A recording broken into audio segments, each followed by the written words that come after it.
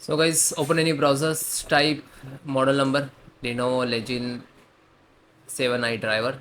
Go to first URL, which is support pcsupport.lenovo.com. This is officially website. You can download the driver. So you can see this is a there are two type driver you can install. First, this is automatic driver. You have to install the setup will be detect and driver and install it automatically. Okay, and this is manual. So if you have to install the manual and separate driver to your system, so select the driver of the manual. So you can see this is all the driver you can see here. Okay, so just click to camera and slow down. Again you can see the camera driver and then click to download. After you can see this downloading process start, wait few seconds, it will complete, and just double click to open the setup, and I show you how to install it.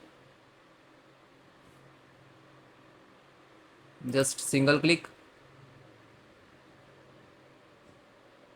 and then click to yes, then next, accept, next. So you can extract to any other folder, otherwise you can install directly. So then next, and then click to install.